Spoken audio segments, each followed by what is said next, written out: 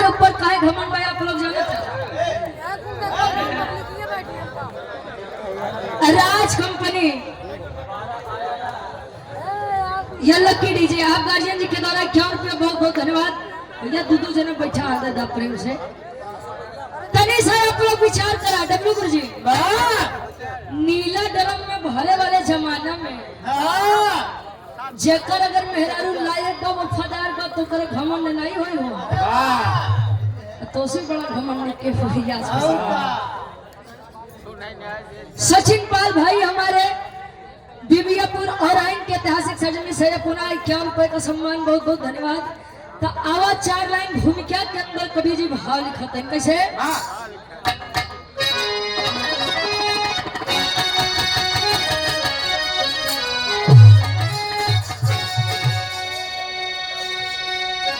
अंकुरित उर्य में होता अहंकार जब लुप्त हो जाती गरिमा सब ज्ञान की अधर्म की राह अग्रसर होता है मानव चाह हो जाती मिथ्या सब सम्मान की असत्य पे सत्य की जीत होती सदा अरे लाख करिए भले अत्याचारी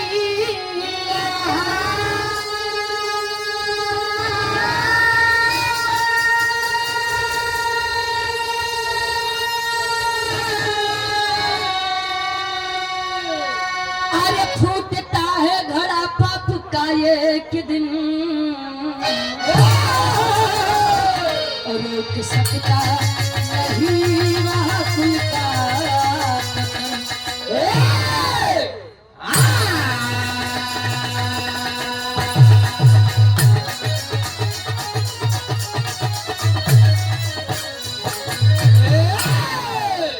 अंकुरित उर्य में होता है अहंकार जब अरे लुप्त हो जाती गरिमा है सब ज्ञान की अधर्म की राह अग्रसर होता है मानो चाह हो जाती मिथ्या सब सम्मान की।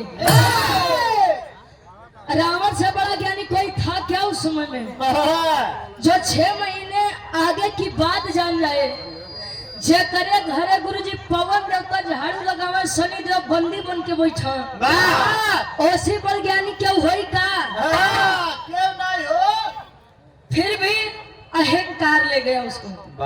मैंने रामायण देखा है और रामायण में मुझे रावण की एक बात बड़ी पसंद आई है।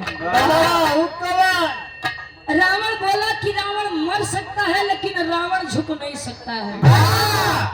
यह जीवन जिंदगी में केवल एक ही बार मिलता है। जो डर डर के जिएगा इसी एक जिंदगी में ना जाने कितनी बार मरेगा। आज निडर हो के बेखौफ होके जिंदगी जिएगा उस जिंदगी में केवल एक के बार मरी वो केवल अपने मौत पे मरी। रावण जिस शान के साथ जिया था उसी शान के साथ मरा भी था। ये मर्दन के क्वालिटी रहे जान पहले के मर्द मोह छोड़ के बात जो बोल दे अच्छा मोछो 4 प्रकार के होते कमन हो पहला उच्च मुछ जैसे अहिर बिरादरी पाल बिरादरी के लोग के ज्यादा रखत है ऐठली है ऊपर तरफ ओके उच्च मुछ कहा थी। दूसरे पे नीच मुछ जैसे हमारे डब्लू गुरु जी कहा केवल नीचे आवा। तीसरे पे गुच्छ मुछ इजोन यहाँ से जाए गुरु जी काने तलक जाए। और चौथा होता छुछ मुछ जो करे न तो ऊपर वाली न तो नीचे वाली न 3 नंबर वाली के भइए नहीं 6 नंबर मोचो भाई कोई प्रकार का होता। और सम्मानित हमारे गार्जियन जी अनिल यादव जी बड़े बाबू पीडब्ल्यूडी कार्यरत प्रतापगढ़ ग्राम सिरिया और आइन के ऐतिहासिक सरजमी से 100 रुपए का सम्मान बहुत बहुत धन्यवाद आशीर्वाद के चाह रही 100 रुपये बिरहा में बड़ी सुंदर कवि जी गलर के भाव लिखते हैं कैसे आप बड़े भाई Akhilesh roller driver PWD Jaunpur से 100 रुपया कमलेश यादव रामपुर से आपके द्वारा 100 रुपए का सम्मान हमारे पूज्य बाबूजी फिर से। जय बहादुर सिंह सूर्या टेंट हाउस ना वर्तमान में प्रधान पद के आप भावी प्रत्याशी हैं। ईश्वर करें विजय का तिलक आपके मत्थे पर लगे। हमेशा तो हाथ खड़ा रहे टेंट यार। विनोद यादव जी पैगापुर से 11 मई को जहां पर हमारा और सूरज यदुवंशी जी का कार्यक्रम है। बहुत बहुत धन्यवाद गार्जियन जी के। अच्छा मैं पहिए जने देखा यार और जी चला रहा कि ठीक ठाक भी रहो कह दी है कि केवल यूट्यूब पे नगद बिरहा में बड़ी सुंदर कवि जी गजल के भाव लिखते हैं। कोनो लइका पर बेवफा सनम बदे कहे ऐसा नहीं बा कि मेरे काका दादा हर प्रेम नहीं करत रहे। सब किए रहे कैसे हो खुरपी से निशान लगाए के। सब खुरपी के निशान कहे बदल लगाना। पहले घड़ी के रही नहीं तो का कहा कहाँ जब छाछ चली आए देखने लिया घरे पे सवारी। खैर तू बस दिखाई में नवा छोला तार पुराने एकदम पूरा लइका कहे। और आप गंगाराम मिस्त्री एंड बैंड मास्टर साहब आमापुर बाजार पट्टी प्रतापगढ़ से क्यों पिए बहुत बहुत धन्यवाद। लड़किया के शादी हो पर लइकवा तने कहे समझावत बका समझावे।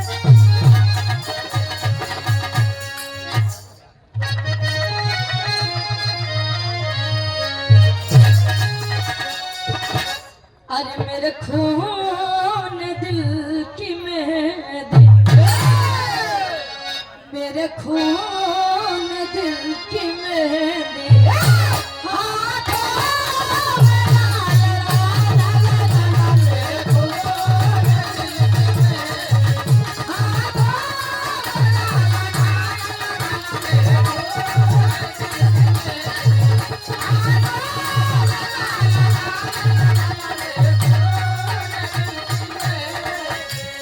अरे मेरे खून दिल की मेहंदी हाथों में ना लगाना जब निकले मेरा जनाजा जब निकले मेरा जनाजा सहराइया बनाना जब निकले मेरा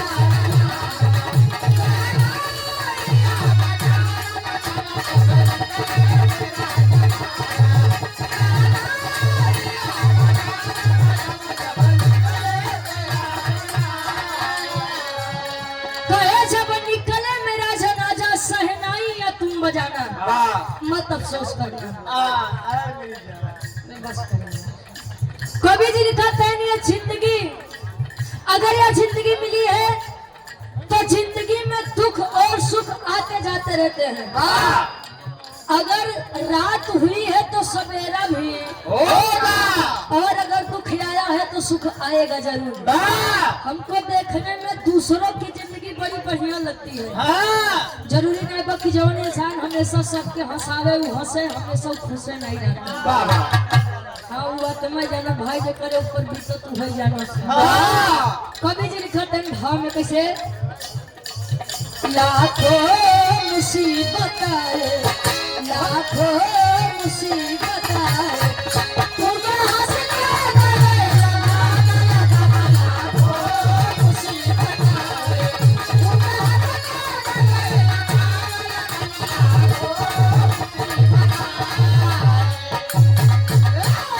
अरे लाखों मुसीबत आए उसे हंस के गले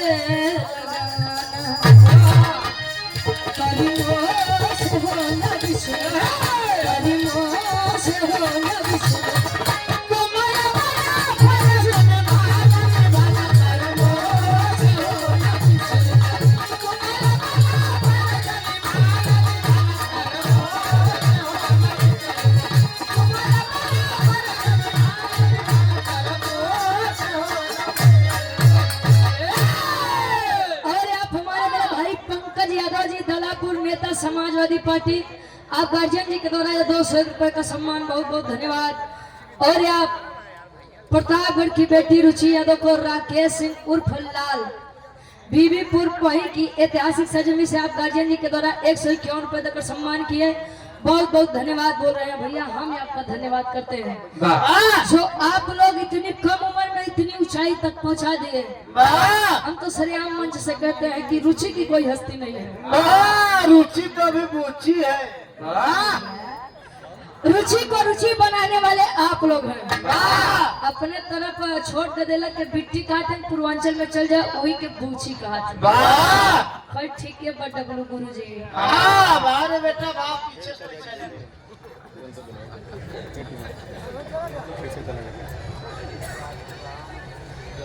संतू यादव पहलवान जी हमारे गार्जियन जी रामपुर बेला से आप गार्जियन जी के द्वारा ये 200 रुपए का सम्मान। जीवन है उतार चढ़ाव तो होते रहते हैं, लेकिन कहियो नहीं कहा गुरु जी। माई बाबू चल रहे हैं गेहूं काटे पता लगा है तो लड़का फांसी फंदा झूलत है। माई बाबू अपन इज्जत बनाओ तन लड़का बस हम तोरे बिना नहीं जी पाऊ। माई बाबू अगर तो से बियाह न करिए तो हम तोहे लेके चला जाए। गदेला है मैं परेशान है। कहो नितेश जायसवाल भाई हमारे आमापुर बाजार से आप गार्जियन जी के द्वारा 51 रुपये बहुत बहुत धन्यवाद आशीर्वाद के चाह रही। कहानी के शुरुआत में कहानी तनी हमारा धार्मिक रही, या से कि धार्मिक आस्था से लौट करके भव्य कार्यक्रम कराया गया है, लेकिन कहानी इंटरेस्टिंग रही और मजेदार भी रही। शुरुआत में कैसे अशोक पाल ड्राइवर साहब हमारे आज तरह की ऐतिहासिक सरजमी से 200 रुपए का सम्मान। बहुत बहुत धन्यवाद।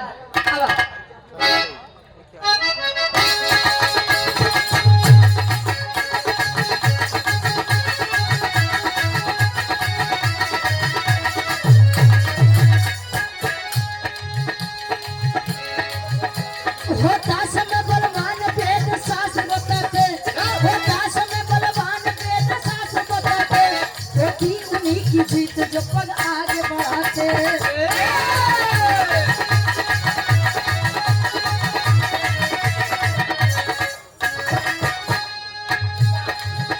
सीता हरण किया था कानन में दशानन, सीता हरण किया था कानन में दशानन, पापी कुलीन कर्म किया घोर या पावन।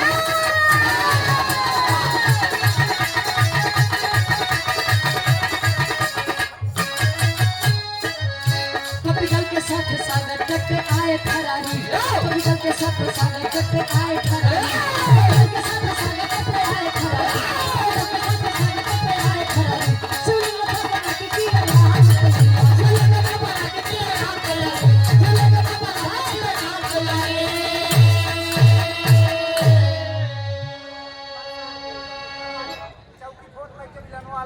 बरसाती यादव जी मोटर मालिक 151 रुपया बहुत बहुत धन्यवाद। आप वाली फरमाइश हो जाए जय अहमद भाई। जाए मतलब जाए या नहीं है। मतलब प्रोग्रामों से यार आज आप लोग सोशल मीडिया पे बड़ा प्यार देते हैं, बहुत बहुत धन्यवाद। और ये 100 रुपए का सम्मान राम नरेश यादव जी उपाध्यायपुर से बहुत बहुत धन्यवाद। कह होता समय बलवान वेद शास्त्र बताते, वेद शास्त्र भी हमारा कहता है पुरुष बलि होत नहीं समय होत बलवान। समय की कदर यदि आप नहीं करेंगे तो आने वाले समय में समय भी आपकी कदर नहीं करेगा। समय के देन में भाई क्यों क्यों उठाए ले जाते तो जीवन में कुछ बन जाता, समय के फायदा क्यों नहीं उठाए पाते लगी है रोवे हमार भगवान पता नहीं कौन कलम से किस्मत लिखी। हमार वाली मोटी कलम से लिखी गई है। अपने वाले में तो छीछा लेकर कोई दिन कोई परेशान होते हैं भाई। आप लोग जानते हैं प्रभु श्री रामचंद्र जी का विवाह हुआ, माँ सीता आई अयोध्या नगरी में। सोचिए ये है समय का तकाजा। सुबह होना था राज तिलक, अयोध्या का राजपाट संभालना था, राज तिलक तो मिला नहीं, लेकिन 14 बरिस के वनवास मिल गया। वो भी ईश्वर थे, देव थे, चाहते तो राजपाट का भोग करते। वो बेचारू चल गए, कबो नहीं करेंगे पता नहीं क्या करे, हम यहाँ चलाए। आज के लड़कन के बाबा केवल बियाह करे बात कहता बेटवा तू 14 महीना चल जाए कमाए भी 2 महीना 4 महीना रहने लगे हैं, फोन करे पापा अब का बताई हम कहीं पानी नहीं सूट करो। अब चले हम घरे नहीं है वो हमार देख रेख नहीं हो तले हम ठिकान नहीं। डेंगू पकड़ ले हैं। अच्छा यहाँ ठीक ठाक बहन बाबू कहन बेटा चल जा तोरे भी यही बड़ा कर्जा लदी गया कहन बाबू या तो हमारे दुल्ही के हम साथे भेज दे। ये तो 6 महीना और हमके रहाई अब के बनाई खाई भाई। अच्छा प्रभु श्री रामचंद्र जी चले हैं भालू वानर की सेना लेकर के। गुरु जी जी हनुमान जी को कहे बेटा हनुमान आओ बेटा हनुमान बोलो। कहीं बोला प्रभु कहे कि मैं चाहता हूँ कि रावण का विनाश करने से पहले कुछ बढ़िया काम हो जाए। कौन काम? हम चाहते हैं कि अपने आराध्य यानी भगवान भोलेनाथ के शिवलिंग के तनिया स्थापना हो जाए। लाल लहरी गुरु जी एक तेरी गाय है कि तीरथ के खाए पंडवा चले। अब विष्णु नहीं शिव जी लिंग पूजावे विष्णु अपन अंडवा। तीरथ के खाए पंडवा विष्णु जी का शालिग्राम पूजा था और शंकर जी के शिवलिंग पूजा था। अच्छा यार चल दिए हनुमान जी बात मान के कहा गुरु जी ब्रह्मा जी लगे। अच्छा ब्रह्मा जी लगे पहुंचता है ना लाइन गीत लगा कैसे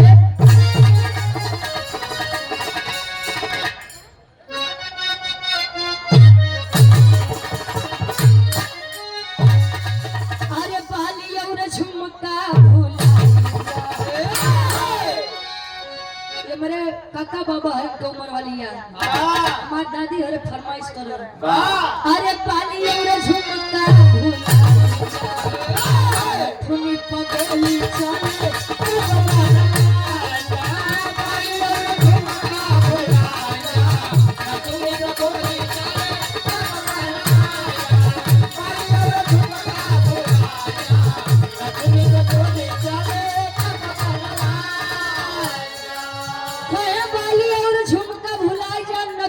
पगली चले तो फरमाइश रहे। कवि जी तरफ से बढ़िया फल में लिखते हैं हो रहा बड़े भाई सुरेंद्र कुमार यादव जी उत्तर प्रदेश पुलिस डाही पट्टी प्रतापगढ़ से आप गार्जियन जी के द्वारा ये ढेर सारा माया पुरस्कार देकर सम्मान किया गया। बहुत बहुत धन्यवाद। हनुमान जी से राम जी कहता कहे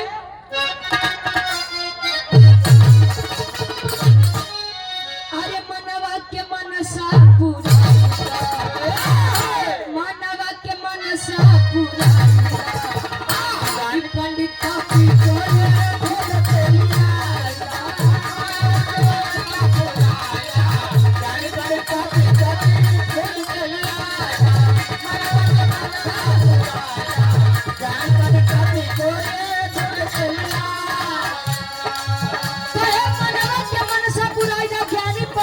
कोई ढूंढ के लिया जा।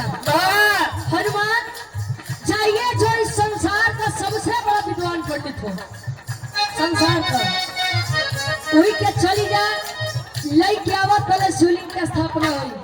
हनुमान ने कहा स्वामी बार बार हमें की भेजत है हम ना जा ये अंका जामवंत का करी बेटा वो केवल जय श्री राम का नारा लगाएंगे। हनुमान ने तो उनका बल याद दिलाना पड़ता था लोग बताते हैं। राम जी कहा सामर्थ तो हो राम ने बातें कपिराई अनुष्ठान की पद से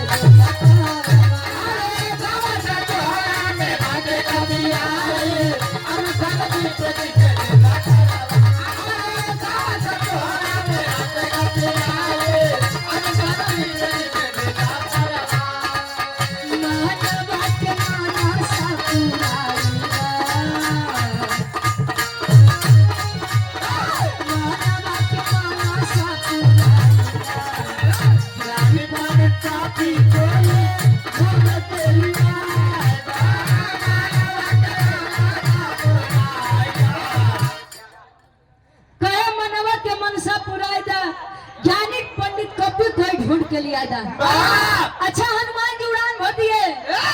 जय श्री राम जय श्री राम। पहुंचा तक कहा ब्रह्मलोक ब्रह्मा जी के पास। ब्रह्मा जी नेत्र खोले बेटा हनुमान पवन पुत्र क्या काम है? कहे वो हमार स्वामी राम जी शिवलिंग का स्थापना करे चाहते हैं। तब कहे उन्होंने कहा है कि जाइए जो संसार का सबसे बड़ा पंडित हो लेकर आइए, और मेरी नजर में आपसे बड़ा विद्वान पंडित कोई है ही नहीं है। कहे तब बेटा गलत पते पर आ गए हो। बेटा निकल लो। कहे कि संसार में मुझसे भी बड़ा पंडित कोई है। क्या बात? कहे कि बताई पे का जाइबा। तो बताओ। कहे कि अगर संसार का सबसे ज्ञानी पंडित आपको चाहिए तो चली जा हमारे पनाती रावण लगे। हमारे पनाती रावण लगे, वो ब्रह्मा जी कहे रावण जी लगे। अरे महाराज दिमाग खराब बखा, और नहीं से युद्ध फना बा, नहीं माई सीता के लई के गए। अब हम उनके लगे जा पूजा प्रार्थना करवा बुदे। अगर चाहिए तो जाए, नहीं तो यारे से पतली गली से निकल जाए। अच्छा हनुमान जी मन मार के आए बैठन। राम जी कहन का भाई ब्रह्मा जी नहीं आए। क्यों नहीं आए? उन्होंने कहा कि संसार का सबसे विद्वान पंडित तो रावण है।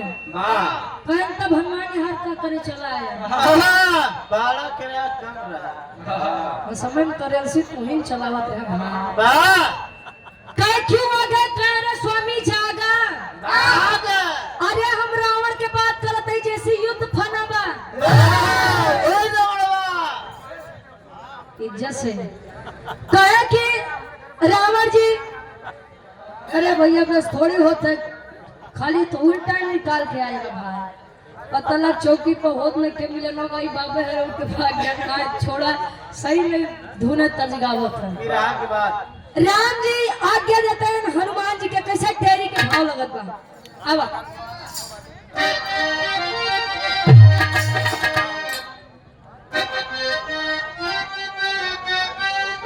बरसाती भैया हमारे मोटर में कहा सारा 100 रुपया बहुत बहुत धन्यवाद। फरमाइश के और बैठ जाए।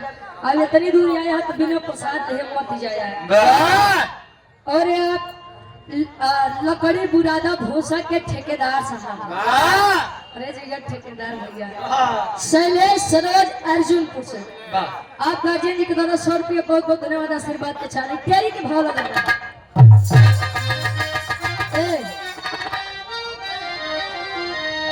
इलाहाबादी में बाबा। हाँ इलाहाबादी में बोल रही है।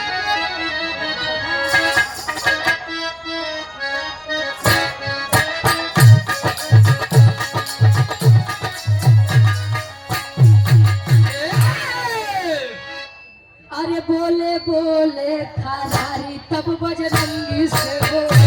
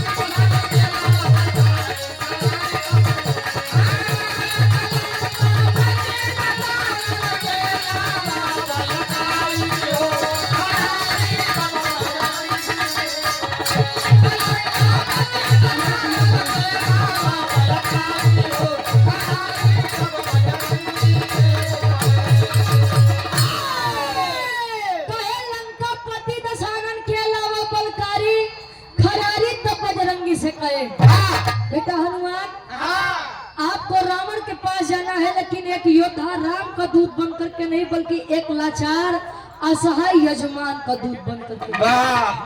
भाई हनुमान जी उनका जैसा भक्त क्यों रहबे नहीं भगवान। राम जी के बात मान कर ठीक बस स्वामी जाता है झेले चलत है। अब विचार करते हैं उड़ान वाले भरत है।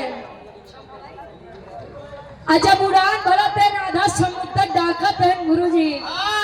तले हनुमान जी विचार करते हैं चौक के भाव लगत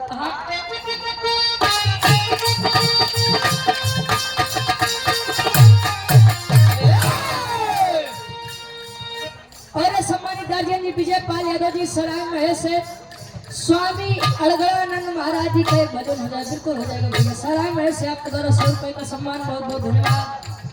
और आप राम खिलावन यादव वित्त स्वास्थ्य विभाग भारत सरकार, आप गार्जियन जी के द्वारा मुंबई भारत सरकार, आप गार्जियन जी के द्वारा 500 रुपए का सम्मान, बहुत बहुत धन्यवाद। आशीर्वाद के सारे हनुमान जी विचार करें का चले राम को शीश झुका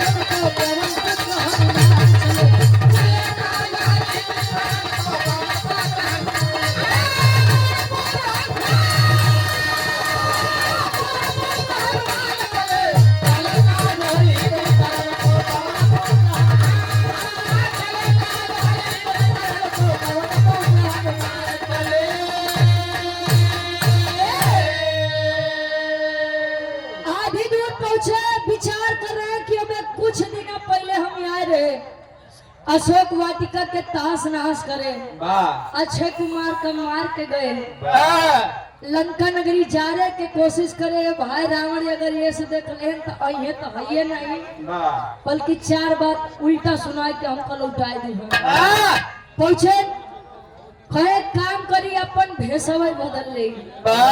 भेसवा मतलब रूप यार, जेके शुद्ध भाषा में कहीं अगर क्यों भेष बदल के आवे तो बहुरूपिया बसा एक पहुंचे राम राम किए, बुढ़वा के रूप लिए यानी काका दादा हरण की नहीं रूप लिए, लाठी पकड़े हिलत कापत पहुंचे भैया दरबारी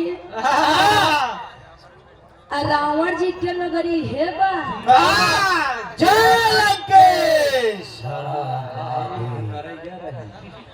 कहे कि रावण जी के नगरी है कहीं है बा का काम बा कहे बेटा घर पर मैंने पूजा पाठ का आयोजन किया, कोई पंडित मिल नहीं रहा है, इसीलिए मैं आया हूँ रावण जी के पास बड़ी दूर से। सुने ही बड़ा बढ़िया पुरोहित वाला काम करथिन हो। अब दरबारी जितना रंग कहने बाबा तू अपन यदि मिलागत ता बुढ़वा इंसान है तनी आवाज हर बताई हनुमानो जी कान हर पैदा कहां भैया बोल। हां बोल बेटा। कहनु अंदरवा रावण जी राम जी से लड़े बदे योजना बनावत कि युद्ध में इस बार कौन वीर पुरुष जाएगा।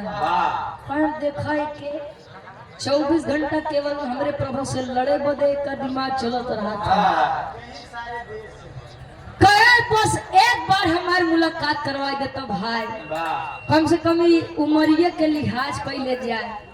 अच्छा दरबारी पहुंचे बताए रावण को, रावण बोला कि अगर वृद्ध इंसान है तो अंदर भेजिए। हनुमान जी बुढ़वा रूपी लाई के पहुंचे नहीं अंदर, हिलक का पत तो रावण हनुमान जी को देख करके मुस्कुरा दिया। हनुमान जी बुढ़वा के रूप लिया लेकिन रावण फिर भी मुस्कुरा दिया। अब हनुमान जी विचार करते मेरे यार को तो पूछिए तो नहीं छूट गया, जल्दबाजी में गलती कर दिया। अच्छा लगे पाछे मुड़ मुड़ के देखा का नहीं कुल ठीक बा ते रावण हंसत काहे बटे यार, लगे रोवा देखा कि अरे यार इतना रो नहीं बाकी जाने को हो बना रहा। अच्छा लगा देखा रावण जी से पूछा था कि अच्छा ये बताइए आप हंस क्यों रहे हैं। ये हंसे के कारण का बा ए महाराज हमारे बुढ़ौती के मजाक उड़ावत है। कभी दिन तो हरा हुआ है। ना हनुमान जी अपने मन में विचारे कहे सुनिए मैं क्यों हंस रहा हूँ, बताओ तन कैसे स्वर्गीय गुरु रामदेव गुरु जी वाली एक लाइन गीत लगा दें।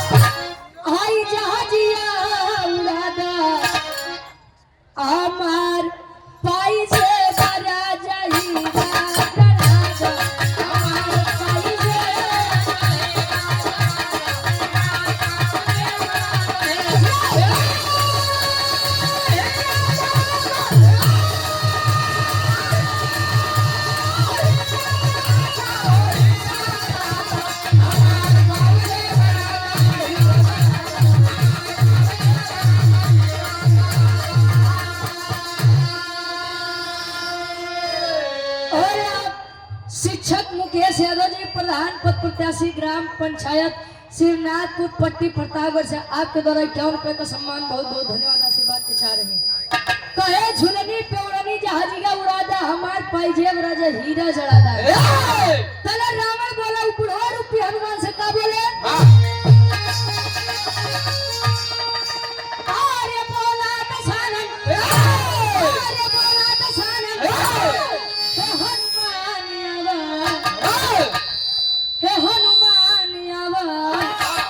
सीटी भैया बंद करा है। अपन सिटी बंद करा तो हार पूछिया कहाँ बहन के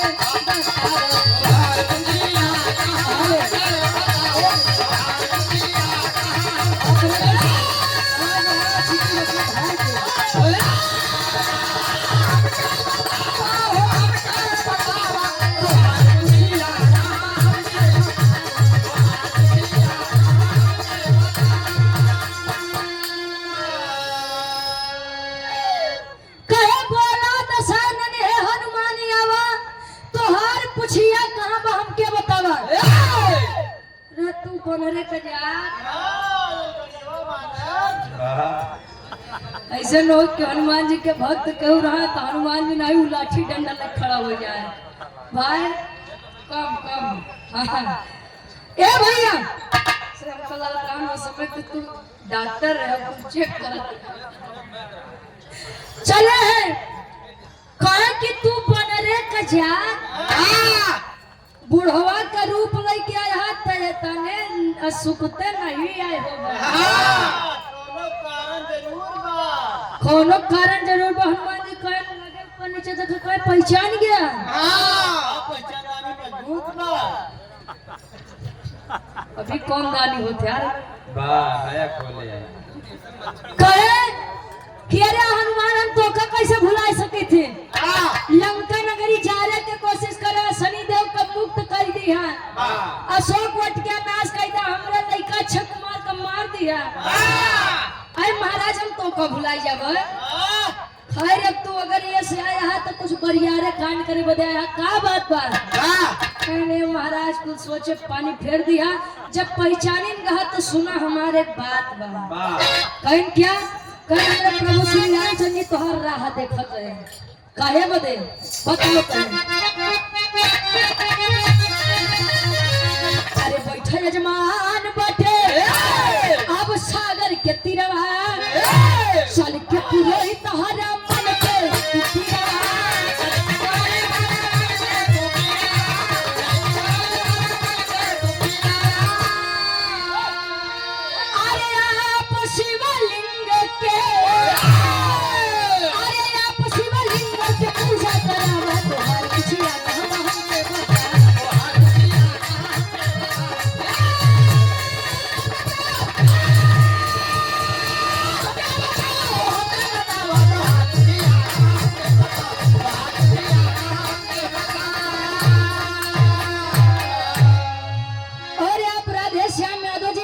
द्वारा 200 रुपए का सम्मान बहुत बहुत धन्यवाद। कहे कि बैठा यजमान बाटे सागर के तिरवा ए महाराज राम जी हमार समुद्र किनारे बैठा है नवा चला कहीं दिमाग खराब हो गया है पागल हो गए हो मंडहाप हो गए हो। मंडहाप का मतलब अरे पागलों के हाफ मैंड कहा थे। कहे कि क्या बात है कहे कि ना बिना ले जाए हम मानम नहीं ना भैया घात कह दे बात जान रावण वहारे पार नहीं जाएंगे हरी आउ में पई है कहीं कि चलिए कहीं नहीं चलूंगा अच्छा नहीं मानते तो सारी बतिया मंदोदरी जी सुनत रही। अच्छा मेहरारून के अगर काम ही अटकत हो गुरुजी तो बड़ा प्रेम से बतियाई गजब चुनहरा थी वैसे अगर घरे तू 10 बजे लौट के होगा 7 बजे लौट के होगा तो लगिए कहीं आज खाना ना नहीं बना बजा जहाँ छुछुआ तेरा भरे छुछुआ ये अपने तरफ के ठेठ भाषा है। अगर जोने दिन उनका काम रही अगर तू 10 बजे 11 बजे होगा कहीं जी कहाँ रहे अब बतावा आपके चक्कर में हम खाना पीना नहीं खाए। एक बात बताई जाए मेहरुवन कहे मेरा रुख कितना गुस्सिया रहा तो बस सोनारे के दुकान पर लेके चली जा भाई। वो अपने आप मान गई तो लगी है अपन फरमाइश दी ना। खैर छोड़ा वो बात के बात है। अच्छा ये अंगूरी पकड़ावा तो तू हाथ पकड़े लगा था। मेहरारून के बुराई अगर बतला हो तो इनके लगे आवा भाई एक बात बताइए। अच्छा यार मंदोदरी जी सारी बात सुने। मंदोदरी जी आई हाथ जोड़ के खड़ी हो गई। ए साहब ए सैया हमार बात नहीं माना। सीता माई के लाई के रख दे, साक्षात जगदम्बा के लाई के रख दे। अगर राम जी अगर पूजा पाठ करावे चाहते हैं तो महाराज चल जाए। शिवलिंग की स्थापना कराना चाहते हैं। भगवान भोलेनाथ आपके भी आराध्य हैं और राम जी के भी आराध्य हैं। चले जाइए। वेद शास्त्र में भी लिखा गया है कि अतिथि देवो भव। मेहमान भगवान के समान होता है। अब जान ला कुछ देर खातिर प्रेम संग गुरु जी हमरे प्रतापगढ़ में खैर ये बड़े हम मेहमान है लेकिन हमार जिला बा जाए दो भैया। हम ही बड़े जहाँ भी अपन परिचय दे तो केवल रुचि या तो प्रतापगढ़ में कहाँ मन हेरे प्रतापगढ़ है बाद में बताऊँ। आदरणीय गुरु जी इलाहाबाद से चल कर आए हो तो जान लाई आज अपने लोग खातिर मेहमान भगवान है भाई।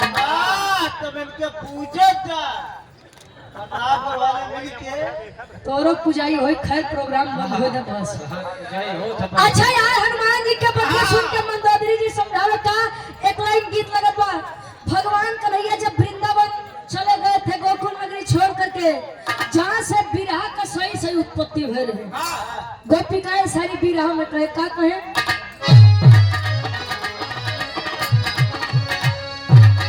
अरे प्रभु या बसो वृंदावनी में।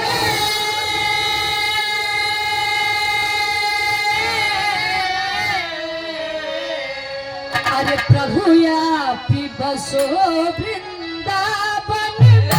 मेरी उम्र बीत गई गोकुल में। प्रभु या बसो वृंदावन में।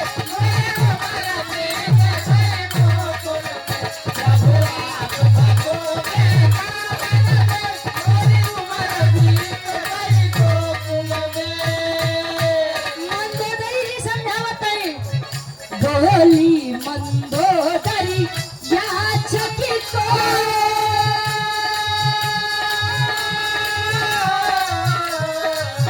बोली मंदोदरी याचक को खाली लौटाना ठीक नहीं। बोली मंदोदरी याचक को खाली लौटाना ठीक नहीं।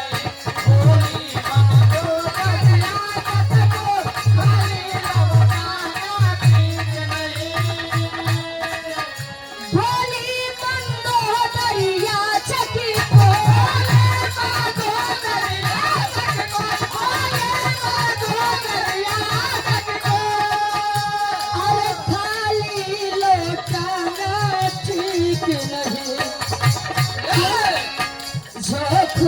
मुसीबती कामारा जो खुद हो मुसीबती कामारा उसे और सताना ठीक नहीं। जो खुद हो मुसीबती कामारा कहे जो खुद हो मुसीबत का मारा उसे और सताना ठीक नहीं।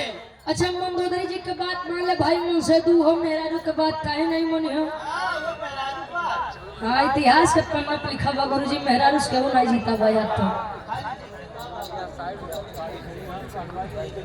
अच्छा इस तरफ भाई जो गाड़ी आप बाबू भैया लोग लगाए होंगे पश्चिम साइड आप लोग अपना वाहन हटा लीजिए कहें कि प्रसाद की व्यवस्था इसी तरफ होगी। हटा लीजिए भैया आराम से एक जने उठन आए कहा कि गाड़ी हटाओ चक्कर में बाबू हरे का घिसिया ले जाइए। हाँ जान ला विरास ऐसे लोग सुनबे करते हैं। अच्छा रावण जी उठाए ने अपन पोथी पत्रा चल दी है पुष्पक विमान पर बैठन कहे ने अब हनुमान तुम मत थोड़ा तकलीफ मत करा हमारे पुष्पक विमान पर चला है। आए राम रावण जी आमने सामने बैठा है। राम जी देखा रावण को कहा तू कुछ बोला। रावण जी कहा अरे बोलबा कुछ हो। अरे बोलबा मोहलत का बैठे में है राम जी कहे अब हम का बोली महाराज तू ही बोला यार। आप तो पियरिया पहने है का बोलबे तू? अच्छा मैं बोलता ये बताइए आप कौन है? खाए जैसे तुमको पता ही नहीं हम के खाए ये बतावा तू यहाँ जंगलवा में क्या करत है? कोनो दुख तकलीफ बता। राम जी कहे कुल जान के कहा था कि सब गांव जरी के वो कहा था फुअर लत्ता कहा घनघान मेरा रू हमार ले जाए के रखे हा बताओ था कि तू के है तार दिक्कत का बा। अच्छा बताओ तैन की सुनिए मैं अयोध्या नगरी के राजा दशरथ का ज्येष्ठ पुत्र राम हूँ।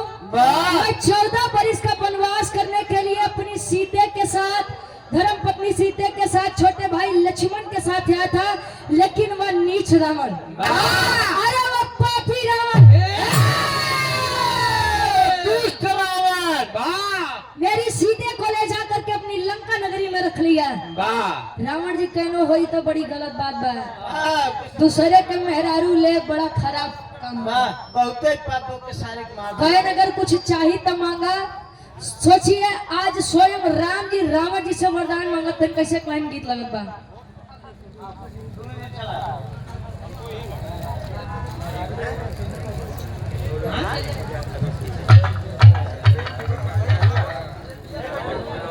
ए बेटू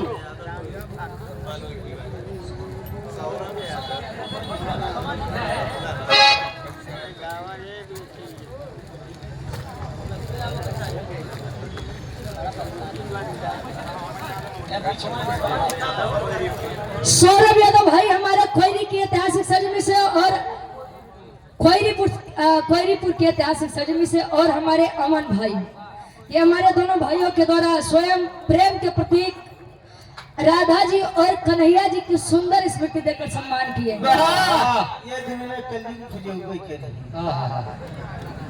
ना तू इनके बाद तू ही पूजा डब्ल्यू विश्वकर्मा जी पूजा।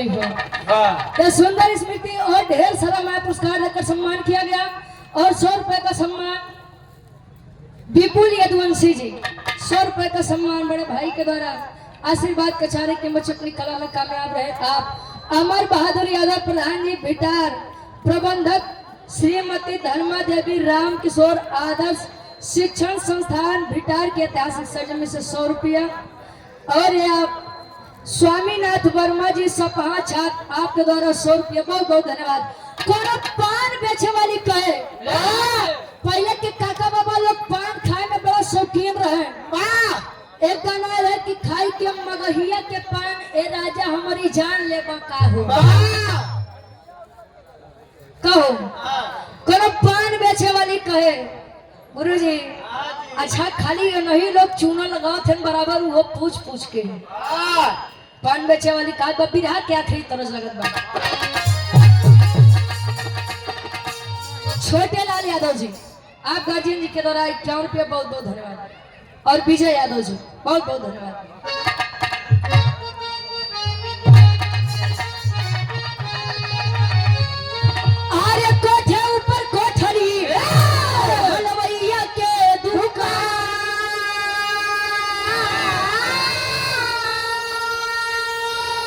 अरे हासिल तू छूट गया बनवरिया मारे अरे पनामा खाइला राजा हमारी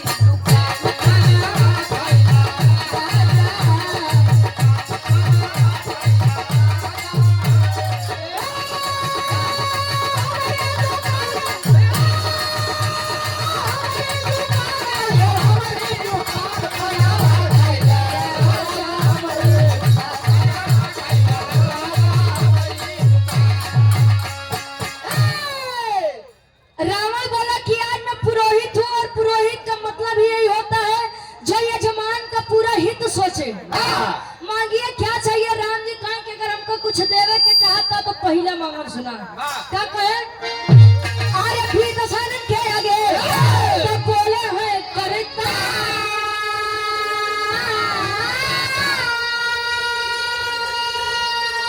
अरे यह लाल सभी में बटे मेरा मंत्र उच्चार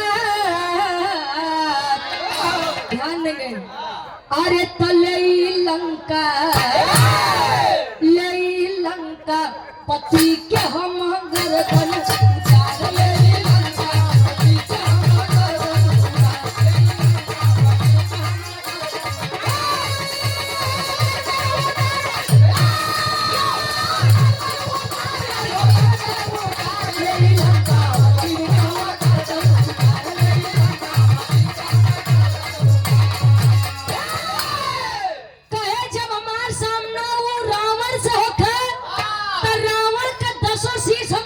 लौटी। रावण का बड़ा तगड़ा दिमाग लगाया भाई, कहीं मस्त वैसा ही होगा।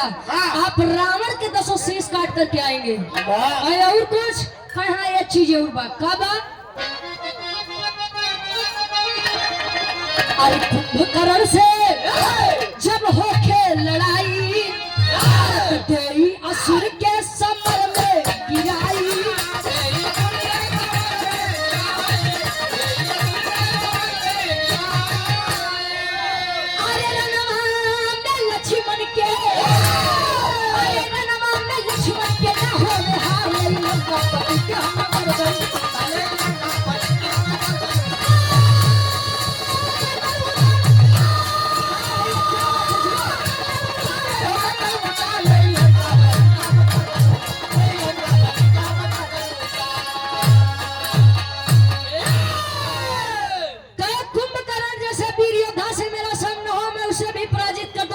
लेकिन इन सब में मेरे छोटे भाई लक्ष्मण की कहीं पराजय नहीं होनी चाहिए। रावण कहन अपने भाई खातिर विजय मांगत है, हमारे भाई खातिर उनहु के नाश कई के बेरे जिया ए मस्त वैसा ही होगा। कुछ कहन ना खाली हमार तीन चीज रावण मांग ली है। कहन अगर अब तोहार हो गए हम अपन कही कहन हाँ कहा कहन कि हम चाहत है कि तू दोनों प्राणी मिल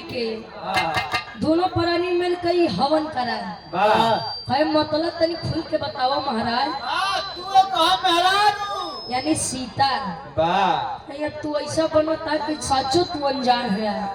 कहा कैसे रावण कह रहे हैं राम जी से पहापट के भाव लगता।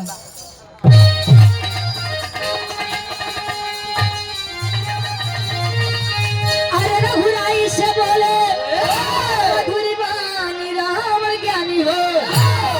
रघुराई से बोले मधुरी बानी रावण ज्ञानी हो। हवन करा मिल के दोनों प्राणी रावण ज्ञानी हो।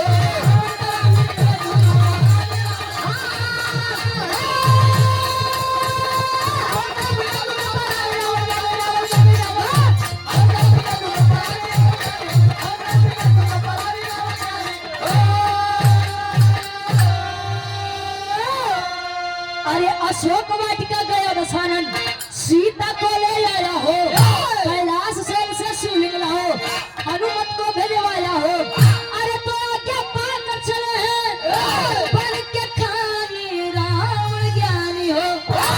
तो राम के बदले बैठी सिया सयानी रावण ज्ञानी हो। कहे महाराज है तो दिक्कत को किसी तो हमें लगे है या नहीं है और नहीं बोले तो हम इतना टीम टाम करत है। कहे आप लोग बैठिए मतलब तान झाम आवाज अपने जिले में सोचते आज अपने वाली बोली भाई। कहे कि आप लोग बैठिए और मैं वचन देता हूँ कि मैं लौट कर आऊंगा जरूर। गए सीता जी कल आए क्या सीता जी का हनुमान जी देखा कहे कि अब देखा झगड़ा लड़ाई बंद कर दिया। दर्शन निदार तू हवन कराए के चला जा हम लोग चला जाए खून खराबा करे कोनो मतलब।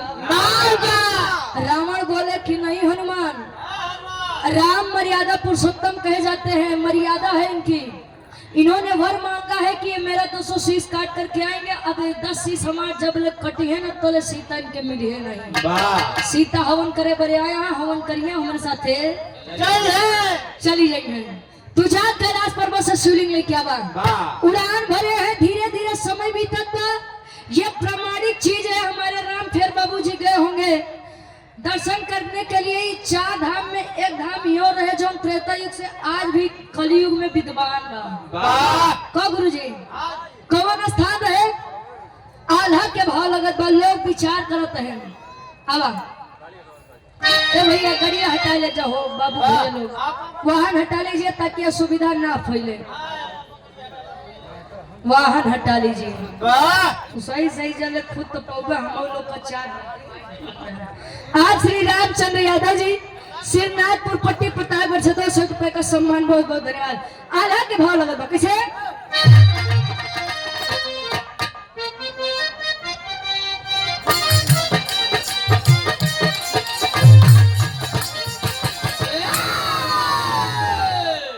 अरे राम जैसे स्वामी गतिया में कोई नहीं,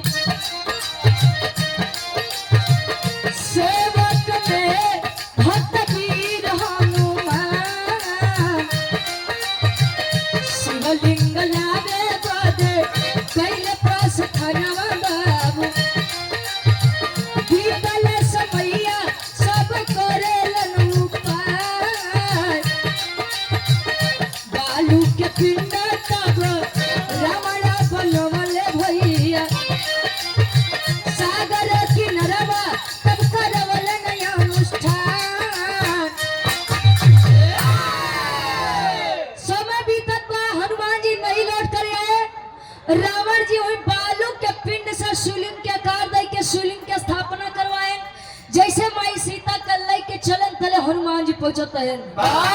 कहे अगर स्वामी है करे के रहन है तो का करे, हमका भेजा हो उतनी दूरी।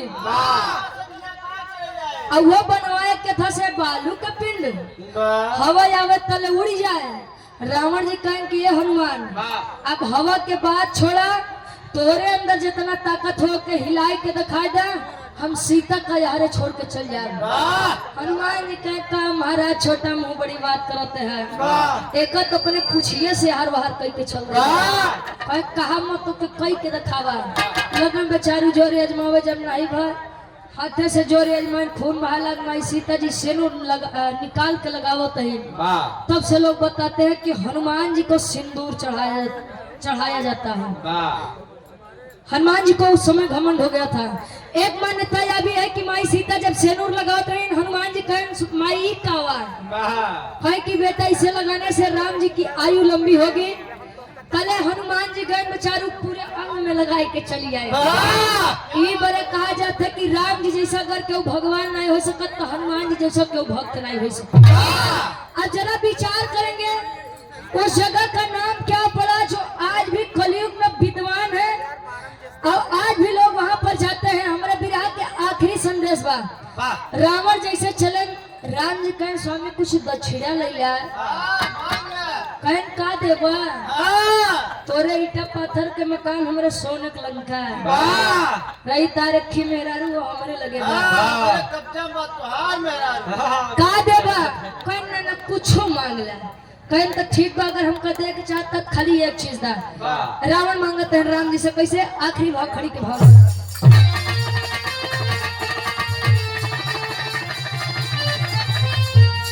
और आप तीर्थराज वर्मा जी सोखा जी राम कोहराव की ऐतिहासिक सजमी से 51 रुपये बहुत बहुत धन्यवाद आशीर्वाद के चाह रहे हैं। कहा तंक से अरे तहीला नाही पिंडा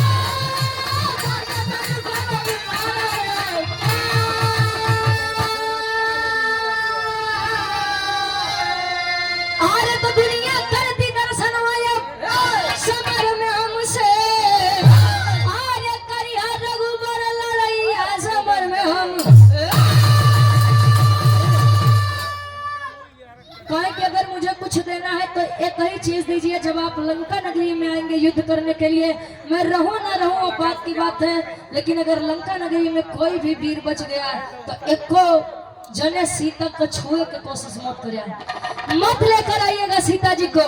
भाई रावण को तो यह था कि हमारे भेद तो जन्मे नहीं करत, ई बड़े काज भैया के घर का भेद ही लंका ढाए। कायू विभीषण के अपन भेद दो तो काहे बेचारे मारा जाते हैं। ई बड़े अपन भेद के कितनो खास हो क्यों के बताया मत भाई, नहीं तो कभी आखिरी समय में मुड़ी कट जाए कुछ पता नहीं। जहाँ पर अनुष्ठान किए थे जो भारत देश का आखिरी छोर है वो आज स्थान रामेश्वरम धाम के नाम से जाना जाता है। वही रामेश्वरम धाम जहाँ पूज्य बाबूजी गए होंगे तीर्थ स्थल का दर्शन करने के लिए, तो गया जगन्नाथपुरी तीसरा नंबर पे यह रामेश्वरम धाम बा। त्रेता युग से चली आई कलयुग में आज भी लोग के साक्षी मान के पूजा करते हैं, जहाँ से लंका के दूरी कुछ समय के बाद जहाँ राम सेतु निर्माण भरा है। ये मेरे विराट का शीर्षक रहे। और ये आप विजय पाल यादव जी सराय में से 100 रुपये बहुत बहुत धन्यवाद। राम केवल यादव जी उपाध्यायपुर से 100 रुपये बहुत बहुत धन्यवाद। आखिरी में खदान के पीछे गुरु बिहारी गुरु रामलाल गुरकारी स्वर्ण से चंदिका कवि भारत जीवन पुजारी।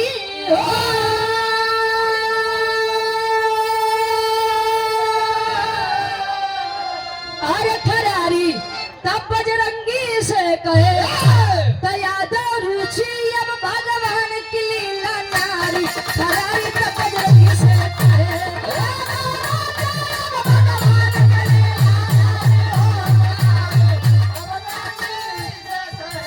एक बार फिर से हाथ जोड़ कर निवेदन में भैया गरिया हटा ले जाए, आपको हटा ले जाए करो कैमरे मोटर विकास साहब के लाइन फरमाइश रही सुना दे कहाँ है हम जाने, लेकिन हम सुना देंगे बाद में और हाथ नहीं लगा। फिर गुरु जी के नंबर रहे।